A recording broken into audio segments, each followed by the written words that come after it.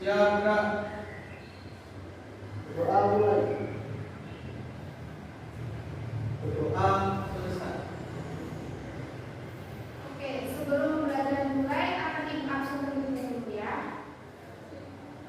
Sita Dewi, Adil, Yuniati, Tina, Adil, Irfan, Ulul, Maisarah.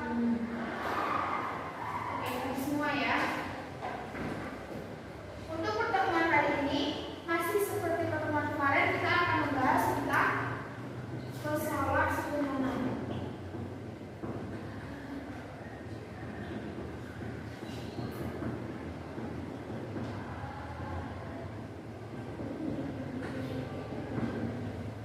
Berhubung hari ini adalah materi terakhir, jadi Ibu akan mengulang sedikit pengulas tentang materi-materi yang kemarin.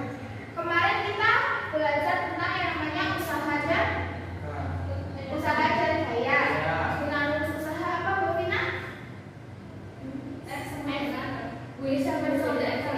Ya, betul, benar. Terus rumus daya apa, Mbak Yuti?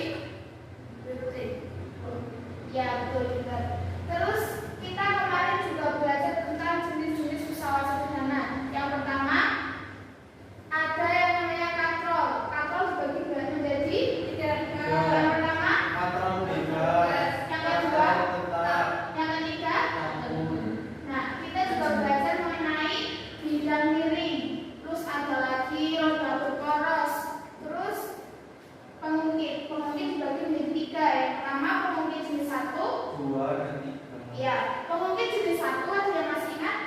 Titik tunggu ada di ya, benar sekali. Pengungkit jenis 1, titik tunggu berada di antara kuasa dan beban.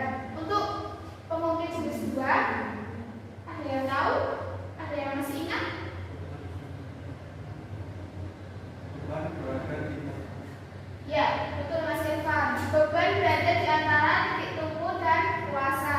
Untuk pengungkit yang ketiga, ada yang masih ingat?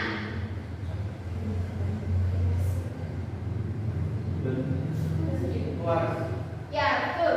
Kuasa berada di antara titik tunggu dan beban. Untuk hari ini kita akan belajar tentang penerapan pesawat sederhana pada sistem gerak manusia. Gerak pada manusia atau disebut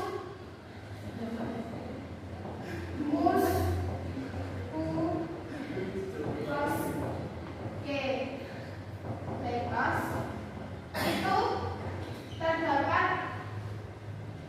terdiri dari otot, rangka, sendi, tulang rawan,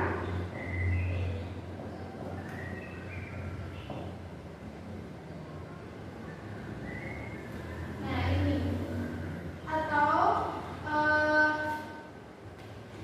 sistem gerak manusia bisa diartikan sebagai organ-organ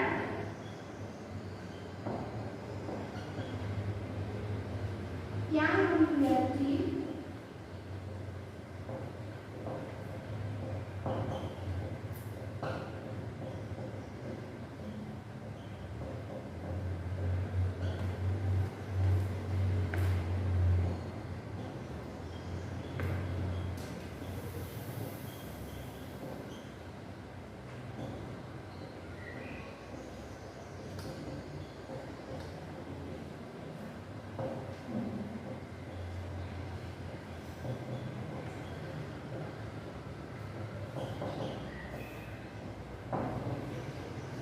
coba Mbak Yuni dibaca pengertian dari sistem gerak manusia.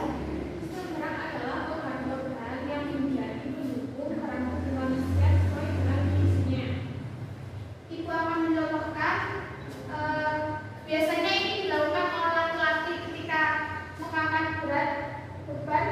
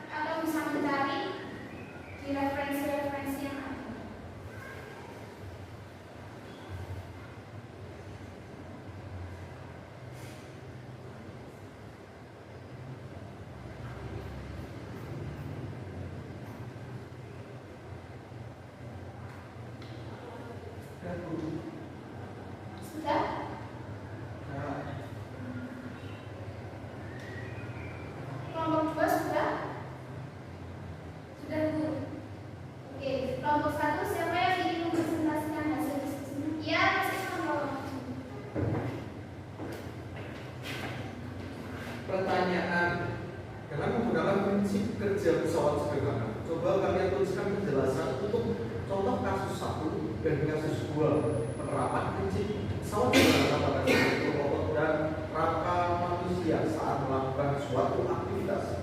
So, pada saat kepala mendongkrak ke